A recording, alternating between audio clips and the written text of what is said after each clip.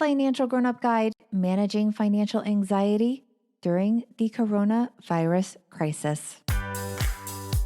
You're listening to Financial Grownup with me, certified financial planner Bobbi Rebell, author of How to Be a Financial Grownup. And you know what?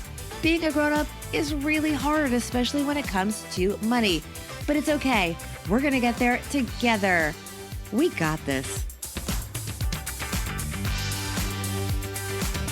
Hey friends, I hope everyone is doing everything they need to do to stay healthy and listening to the medical authorities about precautions we all need to be taking.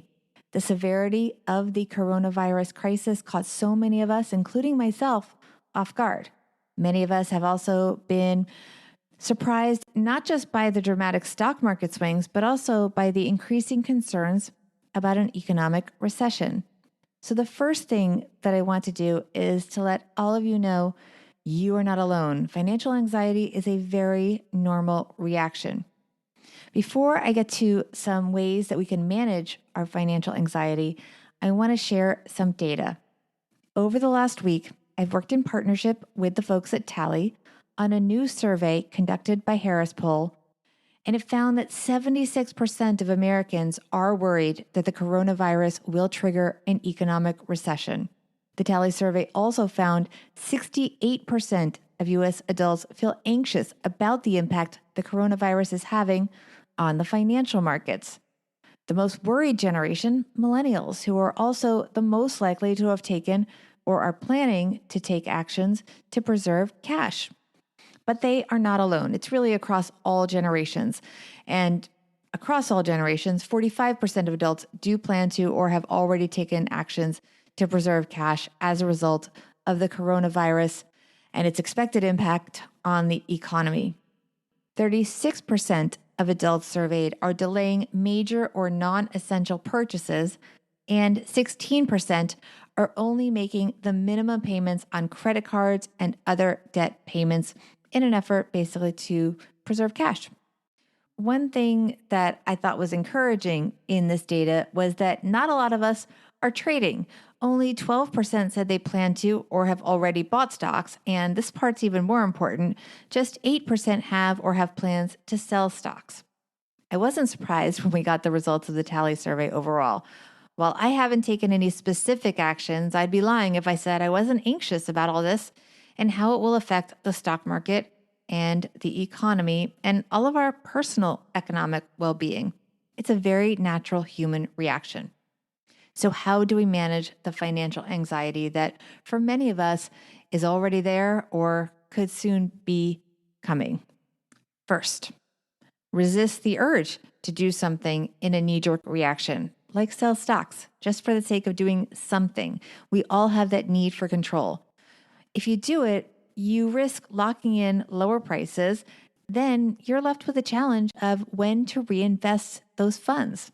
The reality is that some of the best days for investments come soon after some of the worst days for the stock market. And I certainly can't predict the low. I'm betting you can't either. This is a time when we really need to learn about our personal risk tolerance and get honest about it. It's hard, but you can't time the stock market. At least I can't. If you can, congratulations, you're very special. I don't know many people that are that good. If you looked at your brokerage account or your retirement savings and the number is down a lot from the peak, here's a way you might feel better about it. It's kind of a mindset exercise.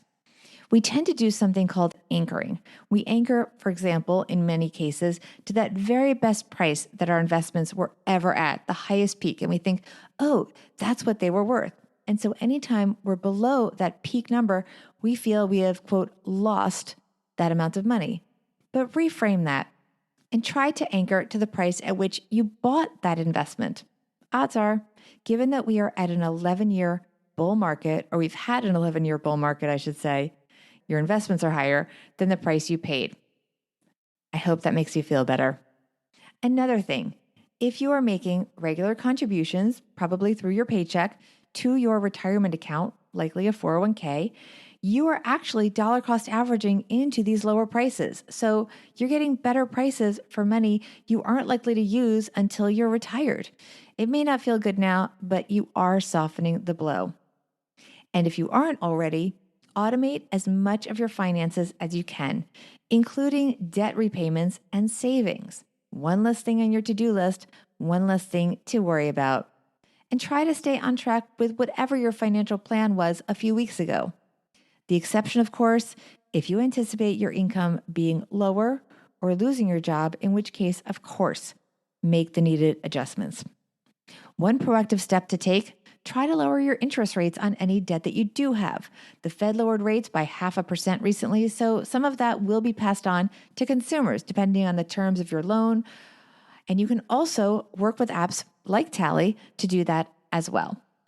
I've also been trying to take it easy. I've been at home with my family, catching up on some reading, maybe watching a little too much of the news, but I'm making it a point to turn off the constant stream of sometimes alarming news about the coronavirus and to watch some TV that's not related to the news.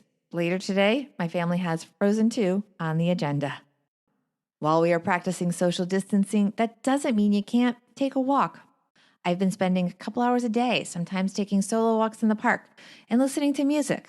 Meditation can also be a relief. I use the Headspace app, but there are tons of other ones that you can try, whatever works for you. There are also financial therapists and mental health professionals that you can talk to. Many are available remotely, and that can be a tremendous help if you want to share your feelings of anxiety, maybe without alarming your family too much. And I want to say something that may be a bit controversial.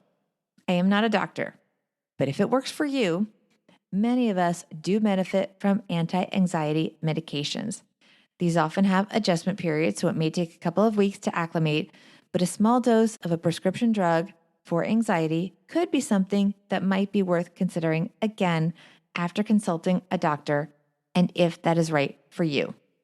Finally, and this is an important one, as a journalist who has worked at some of the best organizations out there, including Reuters, CNN, and CNBC, be mindful about where you get your information. Stick to trusted news sources and tune out the hysterical noise you may read on the internet. Put plans in place, do what you need to do, but if you need to, you could also call a friend and just chat. Play some board games with your family or friends, and read a good long book, something to take your mind off of it. My son is trying to get me to finally read at least the first one of the Harry Potter series. And you know what? That might happen in the next few weeks. Do the things you've always kind of said you want to do, that you meant to do, but you could never find the time. You have the time. Thanks to my partners at Tally for working with me to put together this survey. It was very telling. Surprising, maybe not so much, but it gives a pretty interesting picture of how we're all feeling and the reality of financial anxiety out there. You can learn more, by the way, about Tally at meettally.com. And thanks to all of you for listening and for your support and for being part of the financial grown-up community. Stay healthy, everyone.